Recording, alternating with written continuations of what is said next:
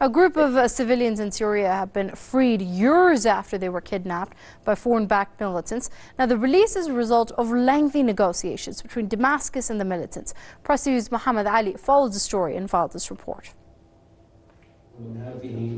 Lengthy negotiations between the Syrian government and militant groups led to the release of a new batch of kidnapped civilians. 23 civilians were set free from militant-held eastern Al-Ghouta on Tuesday. Some had been held for years. They spoke about the difficult circumstances they faced, the sectarianism of militants, and the suffering of being at the mercy of terrorists. The terrorists stormed our building and raised their guns in our faces at 7 a.m. They asked if we were Sunnis or not while putting the knife on my throat. They forced us to help them strengthen their positions in the building. Then they took us to Ghouta.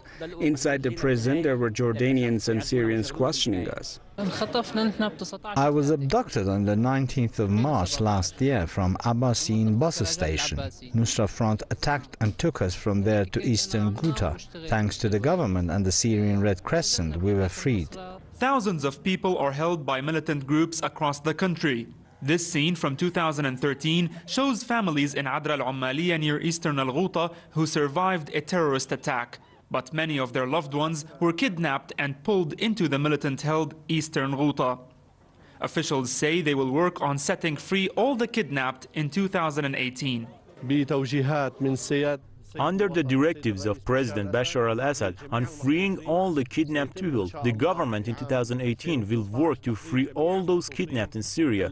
Those who were set free today will be provided by the government with all their needs. In 2015, terrorists in eastern Ghouta filmed abducted civilians as they were dragged in cages on the streets of Arbil town. The topic of kidnapped civilians and prisoners also remains on top of the agenda of international meetings on Syria. The group of kidnapped civilians were freed with a chance to return to the life that was once stolen from them by an ugly war, which they might have never imagined would happen.